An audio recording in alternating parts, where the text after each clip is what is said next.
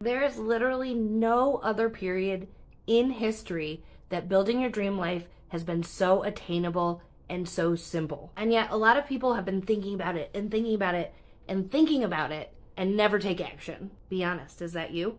I'm gonna go out on a limb and guess that it's one of these three things: fear, discomfort, and capability. Fear that you won't be successful, or maybe even fear that you're not strong enough to work through the bumps in the road and stay consistent even when you're not seeing immediate results. Like legit fear of the low times in business are what kept me from starting for over a decade. Over a decade. I knew about digital marketing because I've been working in it for almost 20 years, and I knew I could start a business and scale it on my own, but I was afraid of what I would do when I wasn't seeing success. Second is discomfort, and this is generally in the form of feeling like you don't have 100% control of a situation.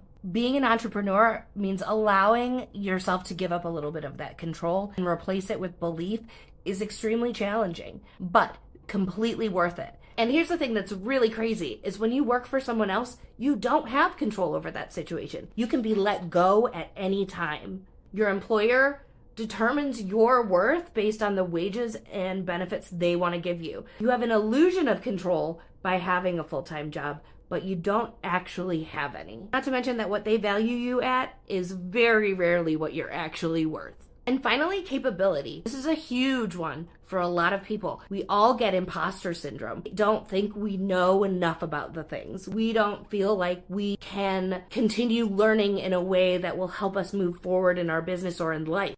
And this is going to be a huge hindrance if you can't switch over and start believing that you are capable of learning new things. You can teach an old dog new tricks, and you can learn how to do things that you are uncomfortable with, even if that's tech. Because if you don't believe you can, you won't. You just won't.